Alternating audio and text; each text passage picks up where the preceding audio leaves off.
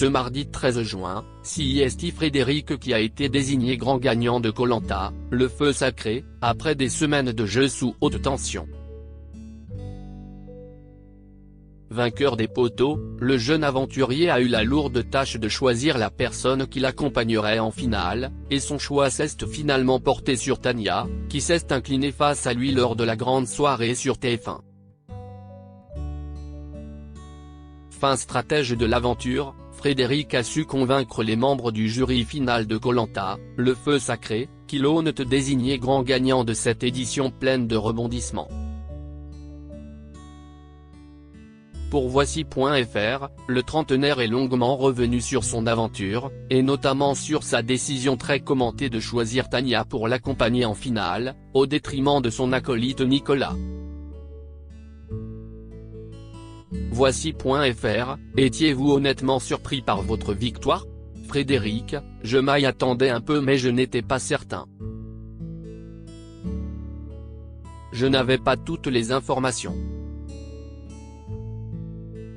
J'étais sûr d'avoir le vote des 3 garçons du quatuor, et je savais que Tania avait à minima les votes d'Esteban et de Julie. Les 4 votes restants, c'était un peu une zone de flou. Vous avez gagné les poteaux le jour de l'anniversaire de la mort de votre père, la symbolique est forte.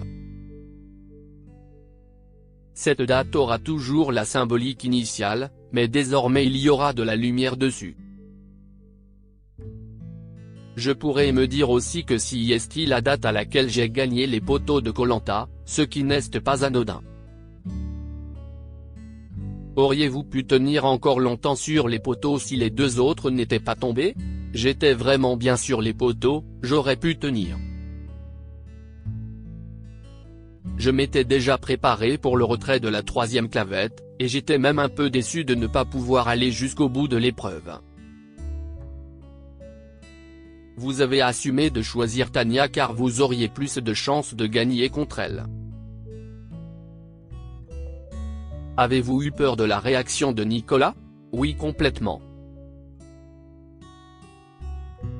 Ça a été le moment le plus difficile de mon Koh Lanta, d'annoncer à Nicolas que je n'allais pas le prendre. Je lui avais fait cette promesse un peu candide quand j'ai perdu Quentin, je me disais qu'il n'y avait pas photo et que si je me retrouvais sur les poteaux, c'était pour aller en finale avec Nico. Quand je me suis senti à l'aise sur les poteaux et que je sentais que je pouvais gagner l'épreuve, je me suis dit qu'il fallait que je réfléchisse vraiment à la personne que j'allais choisir. Je m'étais beaucoup exposé aux personnes qui faisaient partie du jury final, et même si Nicolas baignait dans la même alliance, il était beaucoup mieux vu que moi. Mais j'ai compris sa colère. Avez-vous pu vous expliquer avec Nicolas à nouveau depuis la fin du jeu ? Oui, dès la fin du conseil final. On s'est parlé car je voulais prendre le pouls et savoir comment il voyait les choses. Il a compris mon choix assez rapidement. Il savait que si je l'avais choisi, ça serait revenu à lui donner la victoire.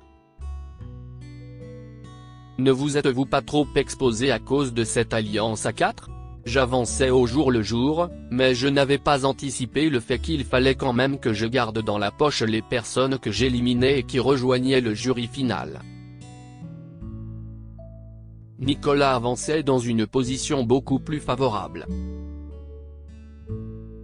Je ne regrette pas de l'avoir joué comme ça car j'ai pris du plaisir, mais sur la fin, c'est aussi ce qui a fait pencher la balance sur le fait que je choisisse Tania. Considérez-vous que vous teniez les rênes de cette alliance à 4 ? Les rôles étaient partagés mais plusieurs stratégies étaient en effet à mon initiative. L'élimination de Clémence, c'est moi qui tenais complètement les rênes. Si j'avais choisi à ce moment-là de me séparer de Nicolas, c'était lui qui partait. L'alliance des 4 a-t-elle perduré depuis la fin du jeu ? On a un groupe WhatsApp tous les 4. Mais Gilles n'a pas un métier facile, qui ne lui permet pas d'échanger de manière aussi simple que nous. On s'envoie quand même des nouvelles régulièrement. Qu'ont pensé vos proches de votre parcours? Je n'ai pas trop eu le temps d'échanger avec eux depuis ma victoire, mais j'ai hâte d'avoir leur ressenti.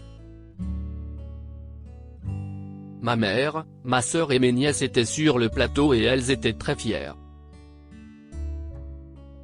Vous avez également évoqué votre fiancé à de nombreuses reprises. Comment a-t-elle réagi lorsque vous lui avez annoncé que vous partiez pour le jeu? C'est elle qui m'a poussé à candidater, donc elle était bien au courant, c'était d'ailleurs la seule qui était au courant de toutes les étapes du casting. Mais ça a quand même été une épreuve difficile d'être séparés aussi longtemps et surtout sans nouvelles. Avez-vous des regrets de ne pas avoir invité les candidats, hormis Quentin, à votre mariage? Non, car je voulais que ça reste quelque chose de très intime. L'amitié qu'on a développée avec Quentin s'est tout de suite prolongée quand on est sorti et a confirmé que je ne voulais inviter que lui. On a vraiment un lien particulier. Si j'avais invité d'autres candidats, je me serais senti obligé d'inviter tout le monde. Avez-vous fait les présentations de vos compagnes respectives avec Quentin? Oui, bien sûr, on a passé plusieurs week-ends soit chez lui, soit chez moi. Quentin a très mal vécu les messages négatifs qu'il a reçus. Vous avez témoigné votre soutien à Quentin après son message agacé sur les réseaux sociaux suite à son élimination. Avez-vous compris sa colère? Oui, tout à fait. Je reçois aussi quelques messages négatifs, mais lui l'a très mal vécu. Si est quelqu'un qui prend les choses très à cœur, et en plus de ça, certaines personnes se sont permis d'insulter sa fille, donc je comprends tout à fait sa révolte. Les gens sont stupides et on arrive à les ignorer un moment, mais quand ça part trop loin, à un moment donné, la coupe est pleine. Je trouve ça vraiment dommage ce qu'il se passe sur les réseaux sociaux. Est-ce une donnée que vous aviez pris en compte pendant l'aventure? Avez-vous pensé aux répercussions potentielles? Pas du tout, j'étais à 100% dans le jeu. Si est difficile à anticiper car si est quelque chose qu'on a jamais vécu. Même si on nous en parle pendant les castings, si est compliqué à imaginer.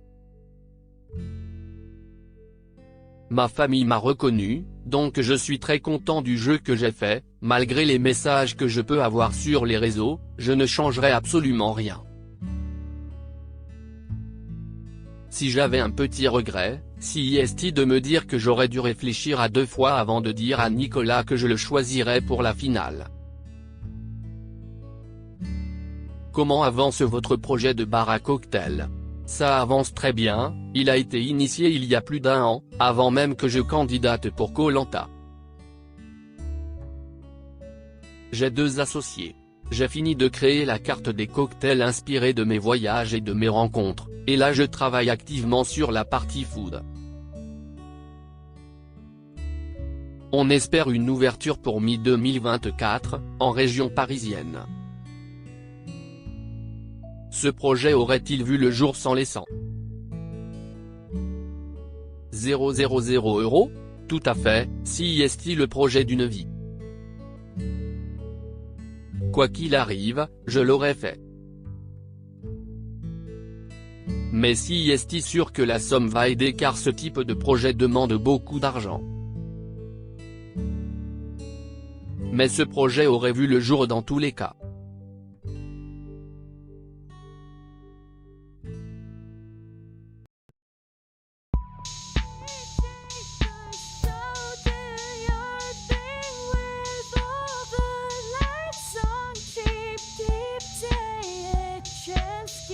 Keep take a chance, you can